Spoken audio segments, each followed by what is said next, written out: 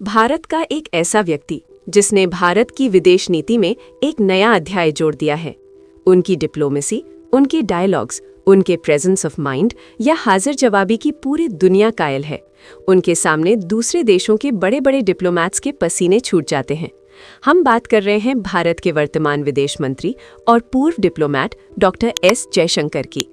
1977 batch के Indian foreign service के अधिकारी डॉक्टर एस जयशंकर की सेवा की शुरुआत 3rd सेक्रेटरी से हुई, फिर 2nd सेक्रेटरी, उसके बाद 1st secretary, counsellor, high commissioner जैसे पदों पर अलग अलग देशों में काम करते हुए साल 2015 में वे भारत के विदेश सचिव बने और अपनी 38 साल की सेवा के बाद साल 1918 में सेवानिवृत्त हुए।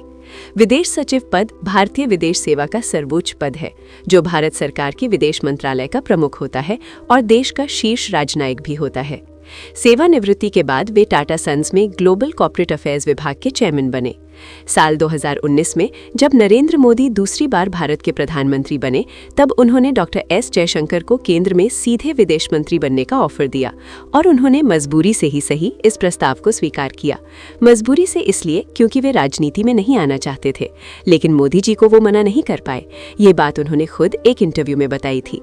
तो डॉक्टर एस जयशंकर विदेश सेवा के पहले ऐसे अधिकारी हैं जो सेवानिवृत्त होने के बाद सीधे यूनियन कैबिनेट में विदेश मंत्री बने हैं। अपने विदेश सेवा के कार्यकाल में उन्होंने भारत की विदेश नीति में बड़ा योगदान तो दिया ही है, लेकिन वे तब ज्यादा चर्चा में आए जब वे विदेश मंत्री के रूप में बड़े बड़े राजनयिकों की बोलती बंद कर देते थे। चलिए उनके कुछ चर्चित स्टेटमेंट्स देखते हैं। अभी 2 दिन पहले IIT मद्रास में भाषण देते हुए पाकिस्तान के संदर्भ में उन्होंने कहा, आपके पड़ोसी बुरे हो सकते हैं, दुर्भाग्य से हमारे हैं। ऑपरेशन सिंदूर के दौरान भारत के सिंधु जल संधि सस्पेंड किए जाने के निर्णय पर उन्होंने कहा, आतंकवाद और पानी एक साथ साझा नहीं किए जा सकते। फिर यूरोप के बारे में बोलते हुए उन्होंने कहा, यूरोप की समस्याएं दुनिया की समस्याएं हैं, लेकिन दुनिया की समस्याएं यूरोप की नहीं हैं। उसके बाद भारत की स्वायत्तता और पश्चिमी देशों को संदेश देते हुए उन्होंने 2 स्टेटमेंट दिए।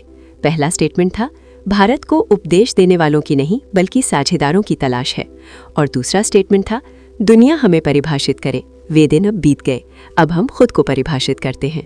और अब एक आखिरी स्टेटमेंट जो उन्होंने अमेरिका के बारे में कहा था, कोई भी देश भारत के दूसरे देशों के साथ संबंधों पर वीटो नहीं लगा सकता, हमारे पास अपनी पसंद की स्वतंत्रता है। तो ऐसे महान डिप्लोमैट को दिल से सलाम। जय हिंद दोस्तों। भारत का एक ऐसा व्यक्ति जिसने भारत की विदेश नीति में एक नया अध्याय जोड़ दिया है। उनकी डिप्लोमेसी, उनके डायलॉग्स, उनके प्रेजेंस ऑफ माइंड या हाजिर जवाबी की पूरी दुनिया कायल है। उनके सामने दूसरे देशों के बड़े बड़े डिप्लोमैट्स के पसीने छूट जाते हैं। हम बात कर